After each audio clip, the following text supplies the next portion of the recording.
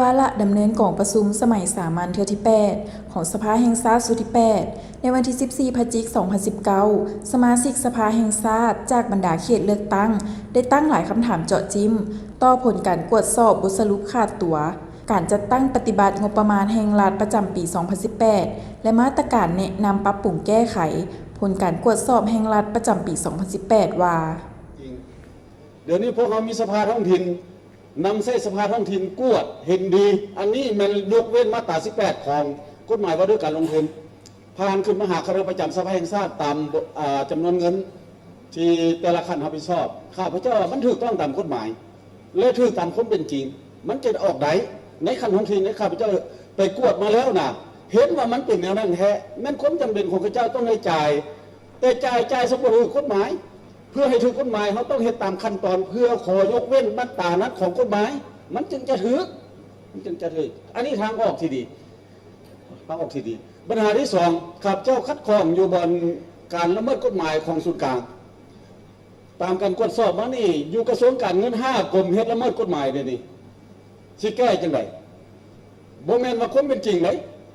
ลองยกความเป็นจริงว่าเป็นหยังจริงว่าละเมิดกฎหมายของบรรดากรม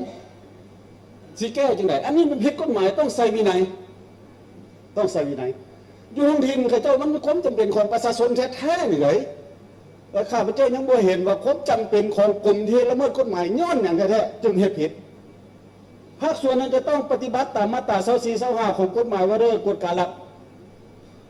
ตัวนี้มันจึงสิถึงท่านข้าพเจ้าเห็นว่าการละเมิดกฎหมายและละเมิดด้วยความจำเป็นละเมิดมันถูกต้องแต่ให้ถูกต้องตามกฎหมายละเมิดกฎหมายด้วยการอยากละเมิดนี่มันผิดกฎหมายต้องใส่วินัยพวกที่ละเมิดกฎหมายด้วยการอยากละเมิดกฎหมายมันจึงสิถึกและกวดสอบมีผลศักดิ์สิทธิ์กวดการรับปฏิบัติตามกฎหมายอันนี้ข้าพเจ้าคือว่าเวลานั้นเขาจะสร้างรัฐคุ้มครองกันด้วยกฎหมายที่เข้มแข็งได้ทุกคนละนั้นนับถือกฎหมายข้าพเจ้าไปแต่เหนือเขาใต้ยังแต่พงศาลีเขาสมเสยประชาชนไหนข้าเจ้าเป็นผู้นับถือกฎหมายที่สุดแต่ท้ายอันนี้ข้าพเจ้าย่องงอปัดหลายไปยังแต่พงศาลีพระรามได้ไปคือว่าแล้วดิสิไปบ่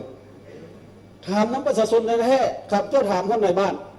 หลวงกวดกาอยู่ใครก็ถามในบ้านถามประชาชนหลวงอัตตปือคือกันข้าเจ้านับถือหลายแต่พนักงานเขานี่อยากละเมิดกฎหมายจำนวนหนึ่งแต่พนักงานเขาส่วนหลายก็ดีขึ้นหลายสมเสยได้เขาต้องใส่วินัยผู้ที่บ่เป็นใส่วินัยอบรมผู้ละเมิดกฎหมายพอ3 เทื่อแล้วต้องใส่วินัยเขาเพราะการนับถือกฎหมายมันเป็นสิ่งที่ดีแล้วข้าพเจ้าขอประกอบความเห็นขอขอบใจ